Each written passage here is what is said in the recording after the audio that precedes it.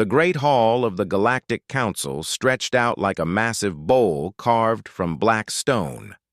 Thousands of seats rose in circles around a central platform where speakers would address the assembly. Today, those seats were filled with beings from 47 different worlds, each more alien than the last.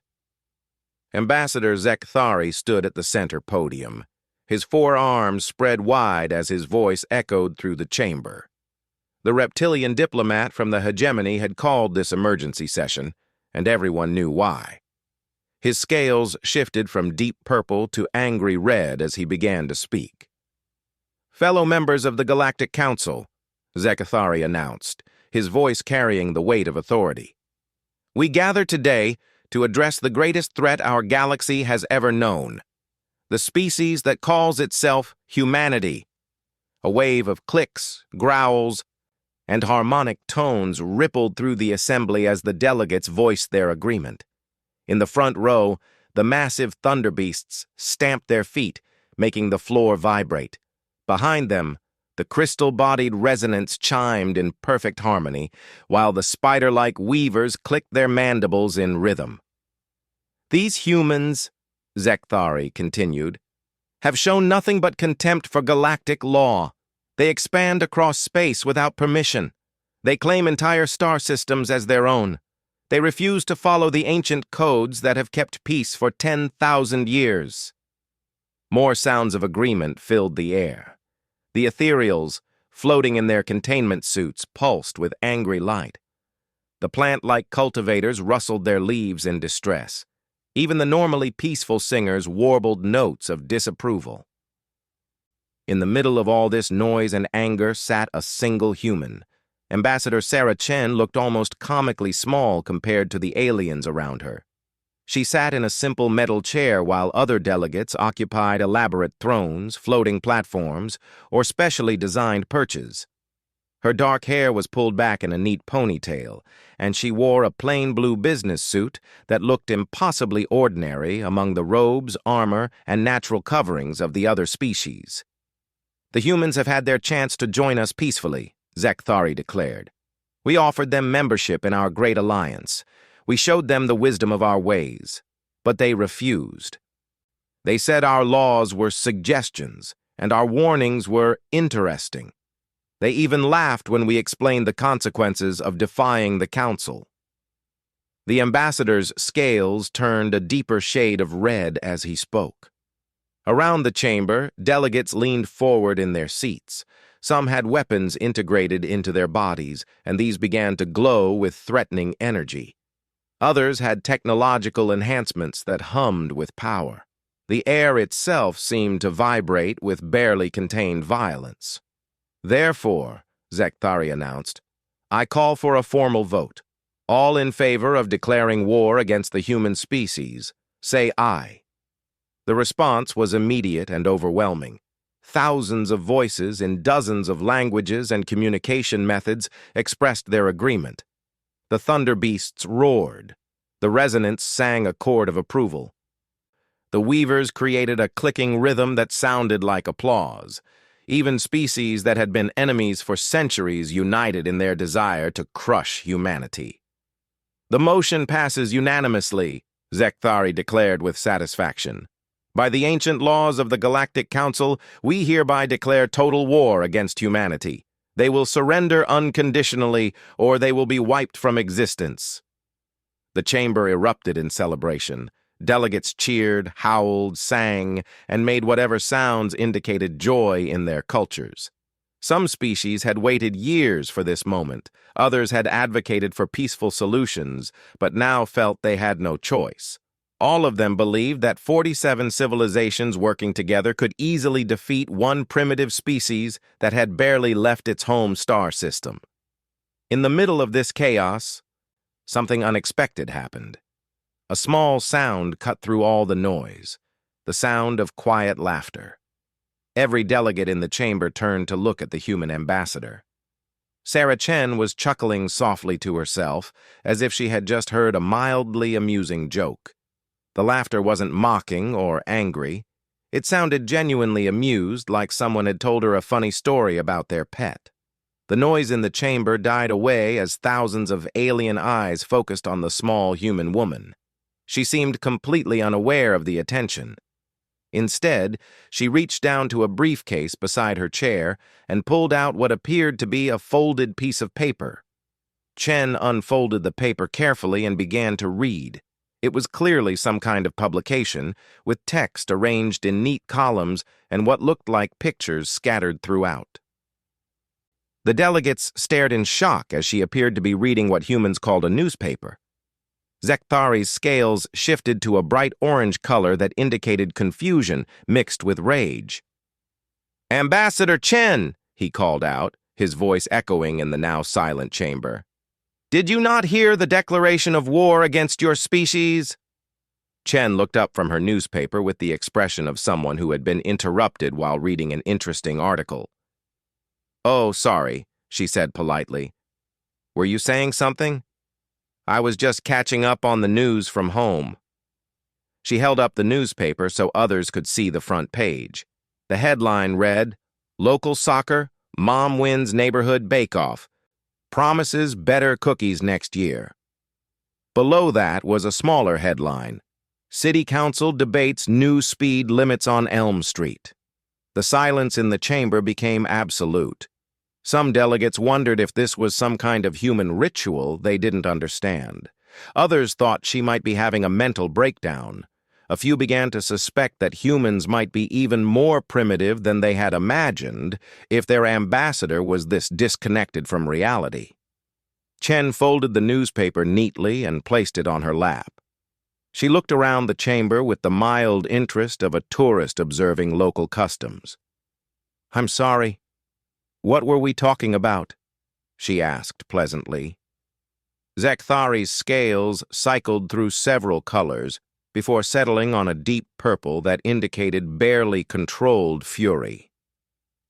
"We have just declared war on your entire species," he said slowly, as if speaking to a child. "Your people will be destroyed unless they surrender immediately." "Oh, that," Chen replied, nodding as if he had mentioned the weather. "Yes, we got your message. We've been discussing it." She picked up her newspaper again and turned to what appeared to be the sports section. "Did you know," she said conversationally, "that there's a 12-year-old girl on Earth who just set a new record for solving mathematical equations? Amazing what children can accomplish these days." The chamber remained frozen in stunned silence as the human ambassador continued reading her newspaper, occasionally making small, interested sounds at whatever she was reading. Above them all, the Great Seal of the Galactic Council looked down, 47 different symbols representing species that ruled thousands of worlds and commanded fleets that could shatter planets. And below that seal, one small human woman read about soccer games and bake-offs, while an entire galaxy declared war on her people. Council Speaker Morden rose from his massive throne, his crystalline body reflecting the chamber's lights in angry flashes. The ancient being had overseen galactic politics for 3,000 years, and in all that time, he had never encountered anything like this human's behavior. "Ambassador Chen," his voice boomed through the chamber's acoustics, each word carrying the authority of millennia. "You will explain your disrespectful conduct immediately." Sarah Chen looked up from her newspaper again, this time from what appeared to be a section about local weather patterns. She had the same expression as someone who kept being interrupted during their morning coffee. "Disrespectful?" she asked, genuinely puzzled. "I'm just reading the news. This is fascinating stuff. Apparently, there's going to be a 30% chance of rain next Tuesday in downtown Seattle." A collective gasp echoed through the chamber. The ethereal's light patterns flickered with shock. The singers hit several discordant notes. Even the normally composed calculators began making rapid clicking sounds as they processed this impossible breach of protocol. "You dare read trivial local news while this council declares war on your species?" Zekthari demanded, his scales now cycling rapidly between purple and red. Chen closed the newspaper and gave him her full attention for the first time. She looked genuinely sorry for the confusion. "Oh, I see the problem now," she said. "You think this is news to us." She folded her hands in her lap like a teacher about to explain something basic to a confused student. "We received your declaration about 3 months ago. Our leaders have been discussing it ever since." The statement hit the chamber like a physical blow. Delegates who had been murmuring among themselves fell silent. The massive thunderbeasts stopped their foot stamping. Even the ambient humming of various life support systems seemed to quiet. Mordun's crystal form shifted to a darker hue. "Impossible," he declared.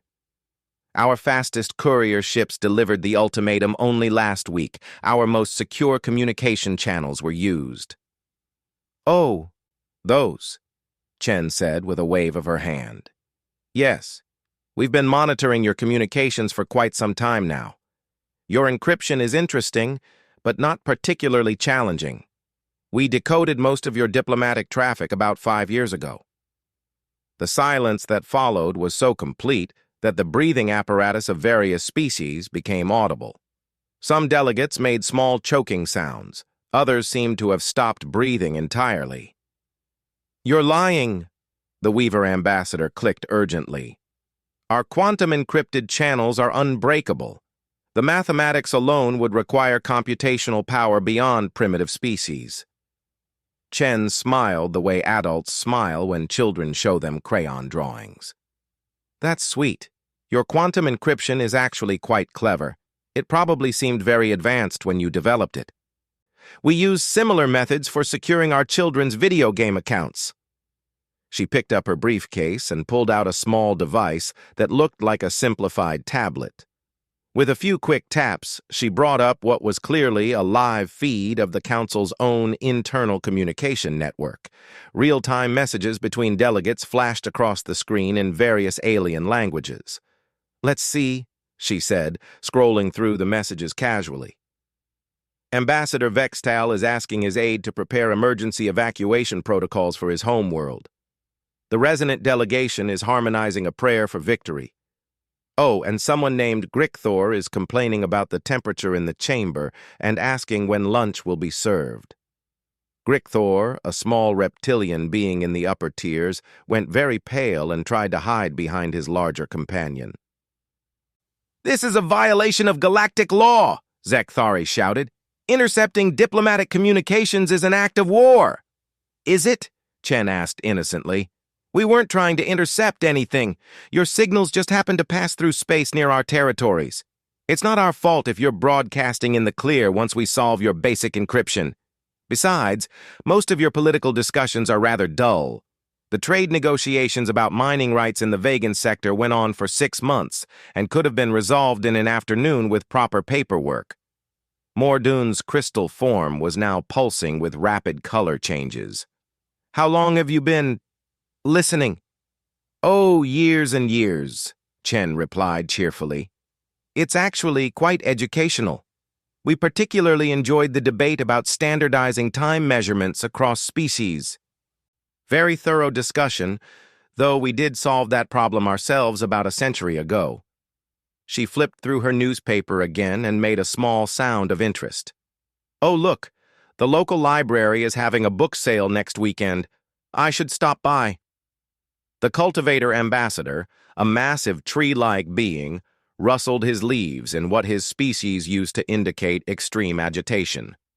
"If you have been monitoring our communications, then you know the full might of the Galactic Alliance. You understand that 47 civilizations are united against you. You comprehend that resistance is hopeless." Chen looked up from an article about a lost cat that had been found safe. "Oh yes, we've run the numbers. Very impressive fleet you're assembling, nearly 10,000 ships from what we can tell. That's about twice the size of the largest armada in recorded galactic history." "And yet you still refuse to surrender?" Mordun demanded. "Surrender?" Chen seemed confused by the word. "Why would we surrender? This all seems like a wonderful learning opportunity." The chamber erupted in chaos again.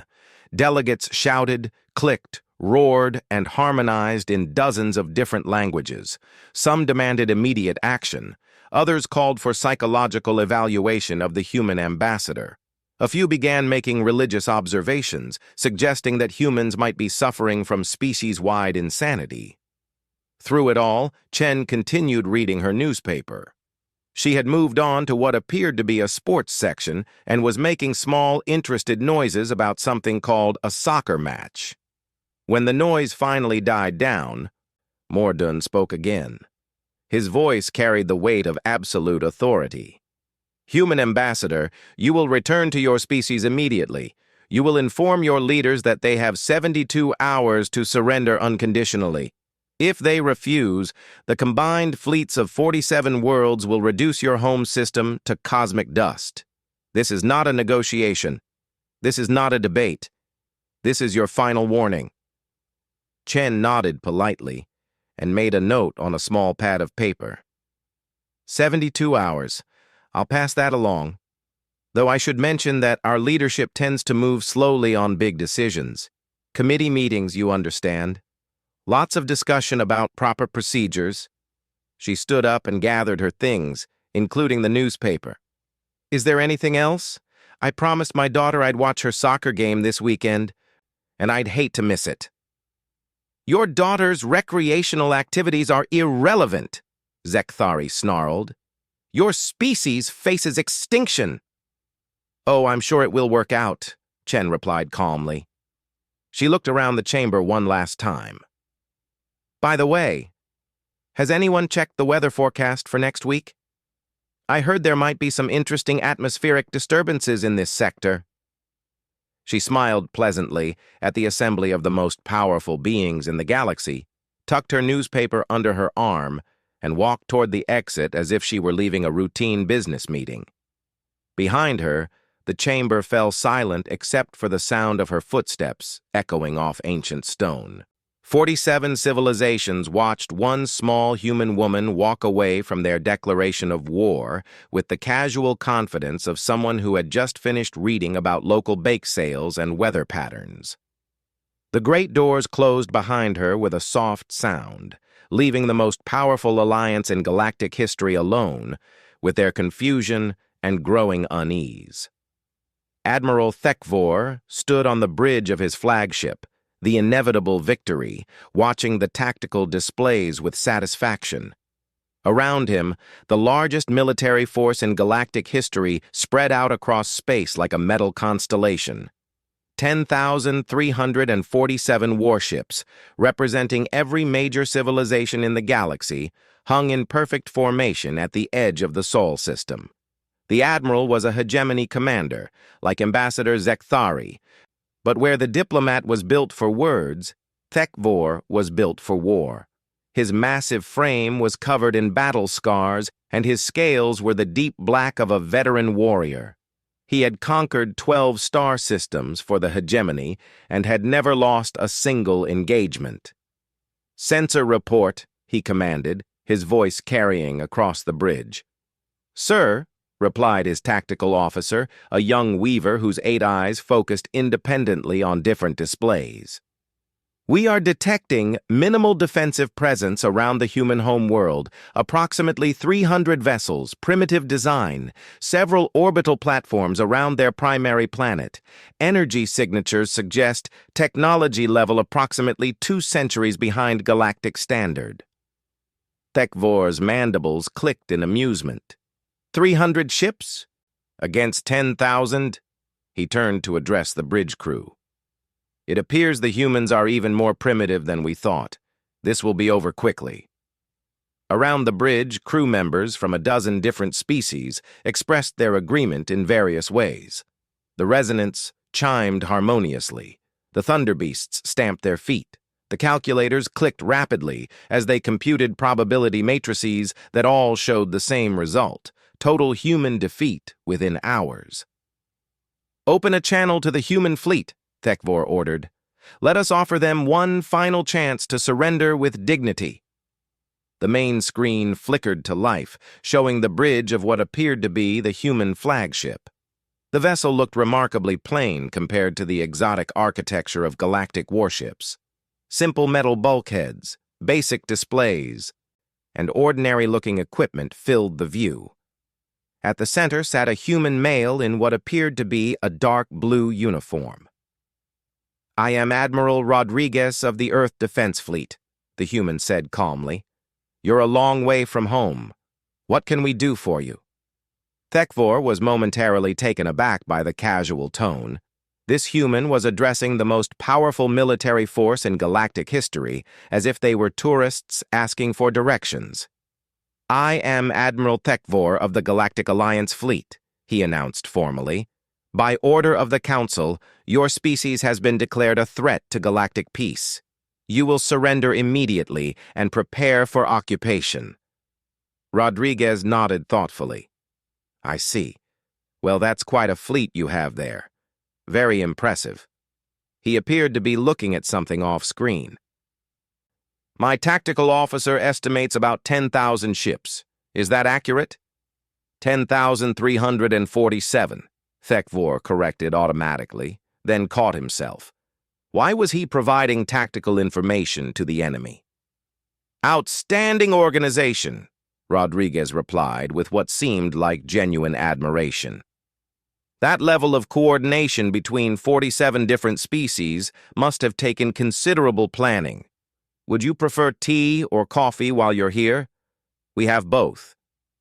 The bridge of the inevitable victory fell silent. Crew members looked at each other in confusion. Several junior officers checked their translation equipment to make sure they had heard correctly. "Did he just offer us refreshments?" whispered the tactical officer. Thekvor's scales shifted to an angry red. "Human Admiral, you do not seem to understand your situation. You are facing the largest military force ever assembled. Your small fleet cannot possibly stand against us. Surrender now, and your deaths will be quick." "That's very considerate," Rodriguez replied. "But I think we'll pass on the surrender option. However, the offer of beverages stands. We're quite proud of our coffee. It's a local specialty." "Then you have chosen destruction," Thekvor declared. "All ships, battle formation. Prepare to advance." Across space, the massive alien fleet began to move. Ships that dwarfed mountains oriented their weapons toward the inner system. Energy signatures spiked as shields powered up and weapon systems armed. Fighter craft poured from carrier bays like angry insects. The technological superiority was overwhelming. Some vessels were larger than human cities, others bristled with weapons that could crack planets. The human response was puzzling. Their small fleet began spreading out in what looked like a defensive formation, but they made no attempt to charge weapons or raise shields. Instead, running lights came on across their hulls, making the ships glow softly against the darkness of space. "Tactical. Are they charging weapons?" Thekvor asked. "Negative, sir. Energy readings are consistent with normal operational status. They appear to be turning on their navigation lights." "Navigation lights? In preparation for battle?" Before the tactical officer could respond, the communication system activated again. This time, instead of Admiral Rodriguez's voice, music began playing across all frequencies. It was soft, melodic, with what humans apparently called brass instruments, creating smooth, flowing melodies. "What is that sound?" demanded the resonant communications officer, whose species was particularly sensitive to audio frequencies. "It appears to be some form of human music, sir," replied the weaver at the communications station. "They are broadcasting it on all channels. Very relaxing composition, actually." Thekvor stared at the tactical display. The humans were playing music. In the face of the largest armada in galactic history, they were broadcasting what their files identified as jazz and turning on decorative lights. "Perhaps it's a surrender ritual," suggested the tactical officer hopefully. "Sir," interrupted the sensor operator, "the human fleet is beginning to advance."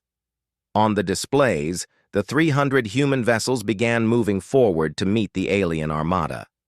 They moved in loose formation, without the precise military organization of the galactic fleet, Their approach looked almost casual, like a group of friends going for a pleasant cruise through space. "All ships, open fire!" Thekvor commanded.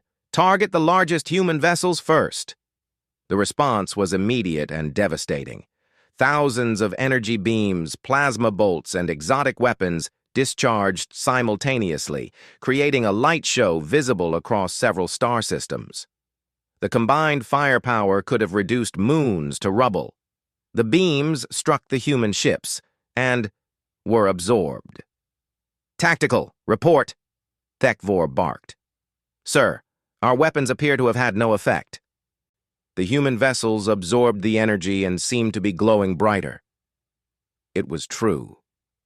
Where the human ships had been softly lit before, they now pulsed with collected energy from the galactic fleet's attack. The glow was beautiful, almost artistic, but also completely impossible according to known physics. "Impossible," muttered the resonant science officer. "Energy absorption on that scale would require technology beyond anything in our databases." "Sir," the tactical officer's voice carried a note of concern.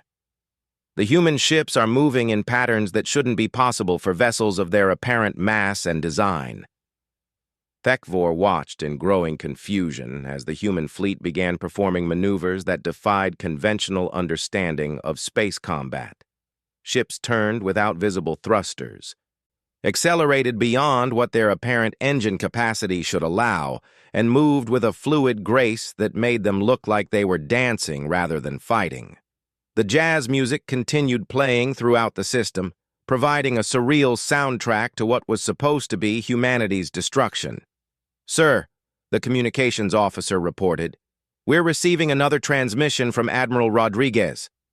"Put him through," Thekvor ordered. The human admiral appeared on screen again, still sitting calmly in his ordinary-looking chair. Behind him, his crew appeared to be going about their duties with the casual efficiency of people working a normal shift. "Admiral Thekvor," Rodriguez said pleasantly, "I notice you've opened fire. I hope that's not how you normally greet visitors." "We were serious about the coffee offer." "Your ships absorbed our weapons fire," Thekvor stated, trying to keep the confusion out of his voice. "Oh, that. Yes, sorry about that. It's just a basic defensive measure. We didn't want anyone getting hurt by accident." Rodriguez paused and seemed to consult something off-screen. "My chief engineer tells me your weapons are actually quite impressive. Very artistic light patterns. But we really should discuss this over coffee." The human admiral leaned forward slightly, and for the first time his expression became serious. "Admiral, you seem like a reasonable being. Your fleet is magnificent, and the coordination required to bring together so many different species is genuinely impressive. But this really isn't necessary. You cannot possibly stand against the combined might of 47 civilizations," Thekvor declared, though his confidence was beginning to waver.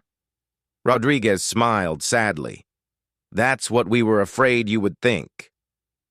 Across the tactical displays, the human ships suddenly began moving with purpose instead of their previous casual pace. And for the first time since arriving at Sol, Admiral Thekvor felt the cold touch of doubt creeping into his mind. What happened next would be studied in military academies across the galaxy for generations to come, assuming there were any military academies left to study it. The human fleet, which moments before had been casually absorbing the firepower of 10,000 ships while broadcasting jazz music, suddenly changed. It was as if a switch had been flipped, transforming a group of recreational boaters into something else entirely. "Sir," the tactical officer's voice cracked with stress, "the human vessels they're not there anymore." Admiral Thekvor stared at the tactical display. Where 300 human ships had been clearly visible moments before, space now appeared empty except for the fading glow of absorbed energy. "Sensor malfunction?" he demanded. "Negative, sir. All sensors functional. The human ships have simply vanished." The jazz music stopped. The sudden silence across all communication channels was more ominous than any threat could have been. On the bridge of the inevitable victory, crew members from a dozen species looked around nervously, their various forms of vision scanning space for an enemy that was no longer there. "Gravitational anomalies detected throughout the fleet," reported the science officer, her crystalline voice carrying notes of confusion. "Multiple distortions, appearing and disappearing at random intervals." "Clarify," Thekvor ordered, though he was beginning to suspect he didn't want to know the answer. "Sir, it appears the human vessels are moving in and out of normal space-time. They're using some form of dimensional shifting technology that allows them to phase between our reality and somewhere else."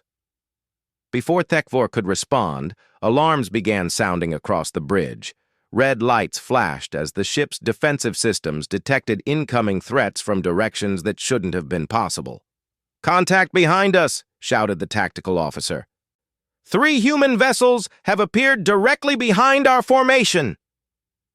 On the main screen, the image switched to a rear view, showing 3 of the previously destroyed human ships floating calmly behind the galactic fleet.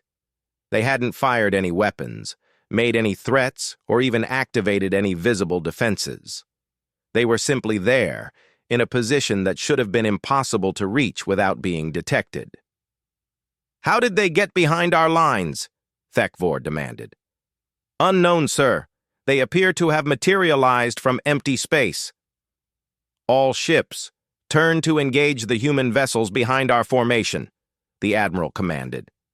As the massive alien fleet began the slow process of reorienting their formations, more alarms began sounding, this time from the front, sides, and above their position.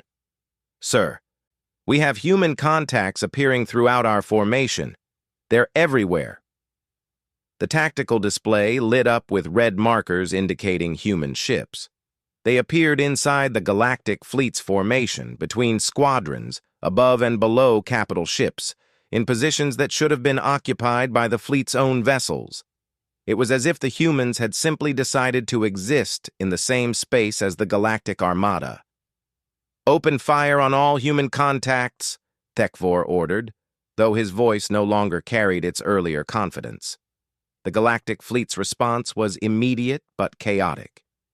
With human ships scattered throughout their formation, many alien vessels found themselves shooting toward their own allies. Friendly fire incidents began cascading across the fleet as commanders tried to target enemies that kept appearing and disappearing without warning. Meanwhile, the human ships began their own attack. But what they did couldn't really be called an attack in any conventional sense. "Sir," the tactical officer reported with growing panic, "the hegemony cruiser Relentless has stopped responding to communications." "Destroyed?" Thekvor asked. "No, sir. It's just sitting there. All systems appear to be operational, but the ship is completely inactive." Across the fleet, similar reports began flooding the communication channels. Ships weren't being destroyed. They were simply being turned off. One moment, a vessel would be maneuvering and firing normally. The next, it would go completely dead in space. All systems shut down, but the crew apparently unharmed. "The humans are using some kind of shutdown weapon," reported the science officer. "They're not destroying our ships. They're disabling them." A human vessel materialized directly in front of the inevitable victory, close enough that individual hull details were visible on the main screen. It looked exactly like the primitive ships they had seen earlier. Basic metal construction, simple design, nothing that should have been capable of the impossible maneuvers they had witnessed. "Target the human ship directly ahead," Thekvor commanded. "Full power, all forward weapons." The inevitable victory's main batteries discharged, sending enough energy to vaporize a small moon directly at the human vessel. The beams struck the ship and, like before, were simply absorbed. But this time, something different happened. The human ship began to change. Its hull plating shifted and reconfigured, revealing technology that definitely hadn't been visible before. Weapon ports opened that hadn't existed moments earlier. The entire vessel seemed to unfold like a flower, growing larger and more complex as additional components materialized from what appeared to be folded space. "Impossible," whispered the tactical officer. "That ship is 3 times larger than it was a moment ago.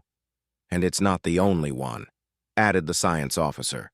"All human vessels throughout the fleet are undergoing similar transformations." What the Galactic Fleet had assumed were primitive human warships were revealing themselves to be something far more sophisticated. Each vessel was apparently capable of hiding its true capabilities until needed, compressing advanced technology into seemingly simple forms. "Sir," the communications officer announced, "we're receiving a transmission from Admiral Rodriguez." The human appeared on screen again, but his bridge looked different now. Where before it had seemed ordinary and functional, it now displayed technology that was clearly beyond anything in the galactic databases. Holographic displays showed real-time tactical information about every ship in the alien fleet. Status boards indicated the location and condition of vessels that should have been completely invisible to human sensors. "Admiral Tekvor," Rodriguez said, his voice carrying a tone of gentle disappointment. "We really didn't want it to come to this. We tried to warn you through Ambassador Chen, but you seemed determined to proceed." "What have you done to our ships?" Tekvor demanded. "Nothing permanent," Rodriguez assured him. "We've simply shut down their primary systems. Your crews are all safe, though probably quite confused.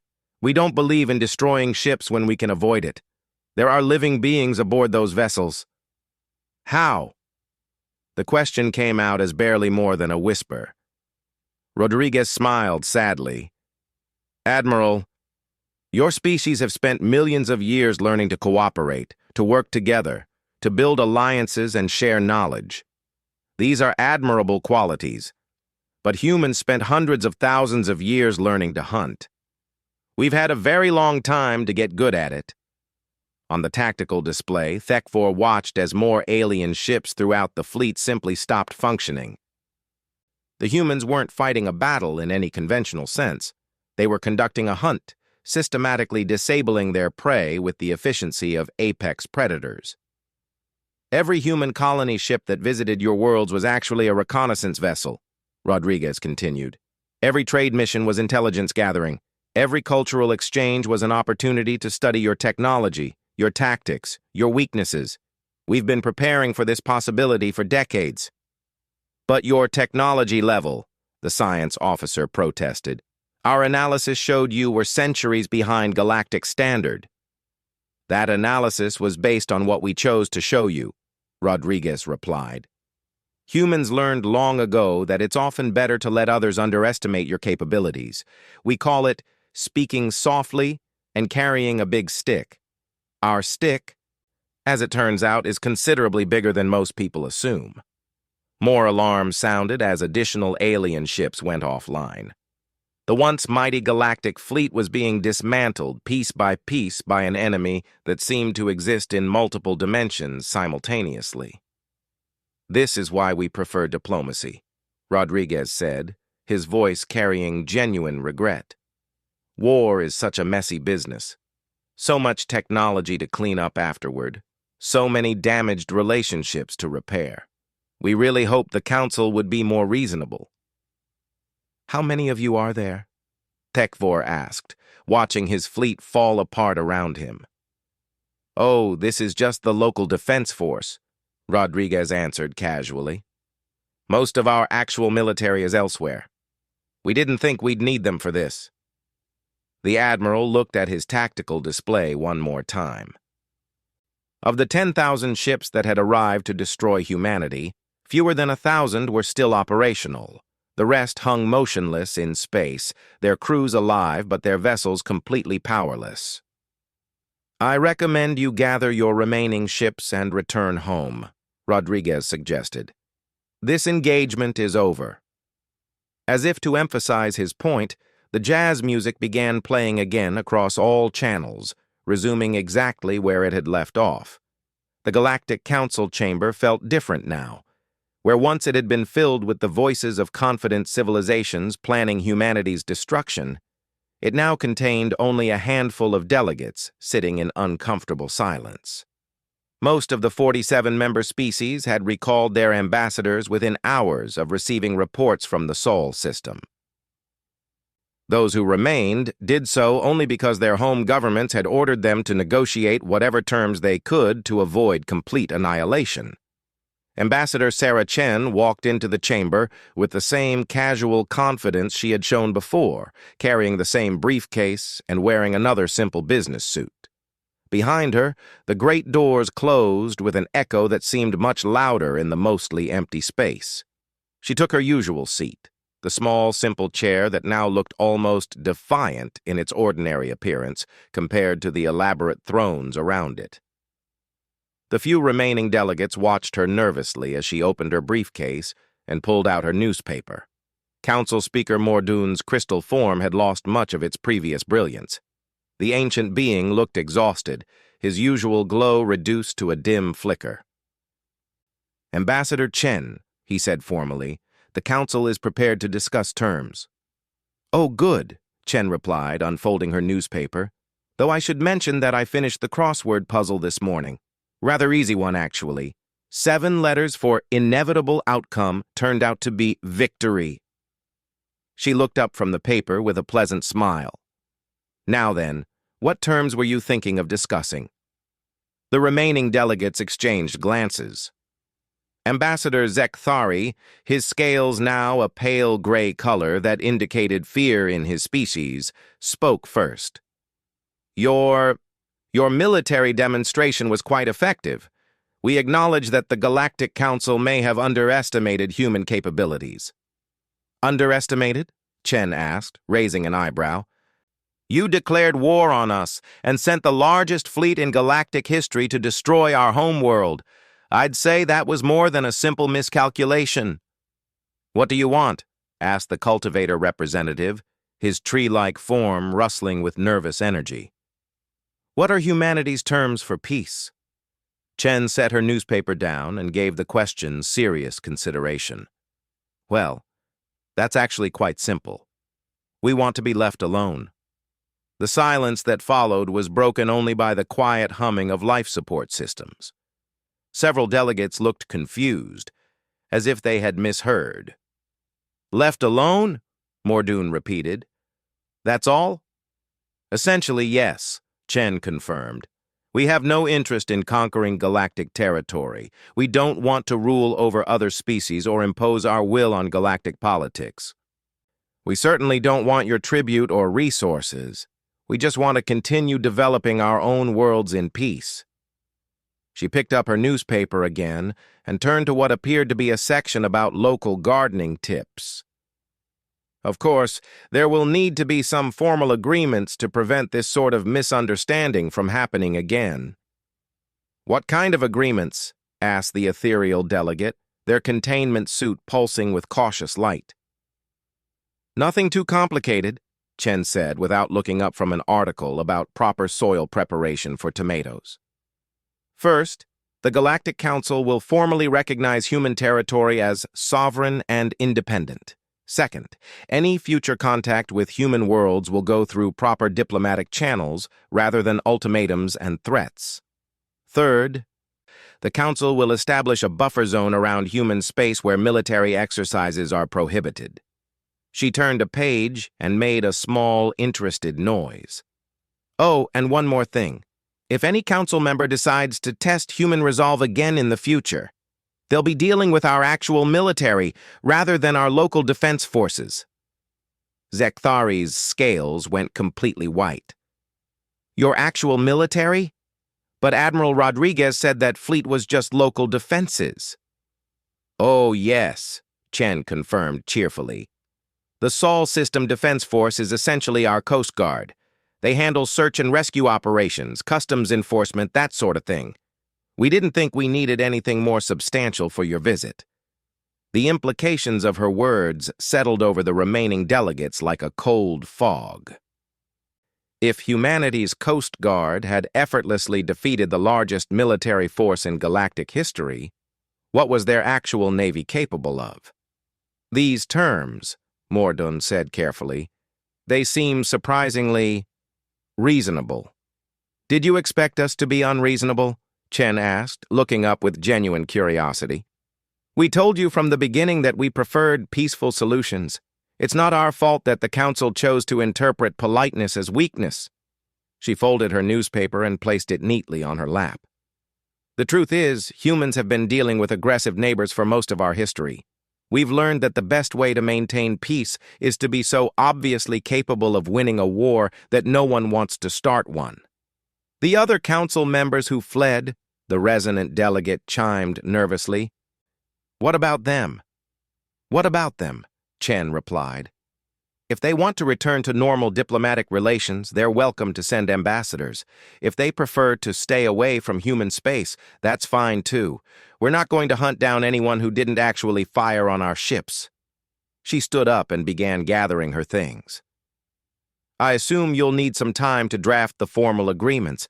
My government suggests a simple non-aggression pact with mutual respect for territorial boundaries. Nothing fancy. That's all, Zekathari asked. No demands for reparations, no requirements for technological exchanges, no territorial concessions. Chen paused in packing her briefcase. Why would we need any of that? We're perfectly capable of developing our own technology, our own resources, our own territories. Taking things from others would just create more problems. She smiled at the assembled delegates with what appeared to be genuine warmth. Besides, we're hoping this can all be settled quickly. I promised my daughter I'd be back in time for her soccer tournament, and she gets very disappointed when I miss her games. Soccer? Mordun repeated slowly, as if testing the word. It's a game where children chase a ball around a field and try to kick it into goals, Chen explained. Very popular on Earth. My daughter's team is playing for the regional championship next week. The ancient council speaker stared at this human who had just negotiated the surrender of an entire galactic alliance and was now worried about missing a children's sporting event. Ambassador Chen, he said finally. May I ask you something? Of course. The newspaper you've been reading throughout these proceedings, is it current? Chen glanced down at the folded paper in her hands. For the first time since the negotiations began, she smiled with what might have been mild embarrassment. Actually, no, it's about 3 months old. She held up the paper so they could see the date clearly. I picked it up from my office archives before coming here. The remaining delegates stared at her in shock. 3 months old, which meant she had been reading news from before the council had even begun planning their war declaration. You see, Chen continued, we've been monitoring your communications for quite some time. We knew about your war plans almost as soon as you made them. Our strategic planners ran computer simulations of the likely outcomes months ago. She tucked the newspaper into her briefcase with the casual air of someone finishing routine paperwork. The soccer mom winning the bake-off? That happened back in August. The debate about speed limits on Elm Street? Resolved weeks ago, they decided to keep the current limits. Even the weather forecast was accurate, though we did get a bit more rain than expected. You knew, Zekathari whispered. You knew everything that was going to happen. Most of it, yes, Chen confirmed. That's why Ambassador Rodriguez offered your admiral coffee. We thought if we were polite enough about it, you might reconsider. But humans are also quite good at planning for contingencies. She closed her briefcase with a soft click. The formal agreements should be ready for signature within a week. After that, I suggest we all go back to our normal routines. You have a galaxy to govern, and I have a soccer game to attend. As she walked toward the exit, her footsteps echoing in the nearly empty chamber, Chen paused and turned back one last time. Oh. And Speaker Morden? You might want to update your encryption protocols. Our teenagers have been using your current systems for their homework assignments. They find breaking galactic codes to be excellent practice for their computer science classes." She smiled pleasantly and walked out of the chamber, leaving the most powerful political alliance in the galaxy alone with their confusion, their relief, and their growing realization that they had just encountered something far more dangerous than a military threat. They had encountered a species that was so confident in their own capabilities that they could read 3-month-old newspapers while negotiating the end of a galactic war. And somehow, that was the most terrifying thing of all. The great doors closed behind Ambassador Chen with a soft sound, and the Galactic Council was left to contemplate a universe where the most fearsome predators in known space worried about missing their children's soccer games.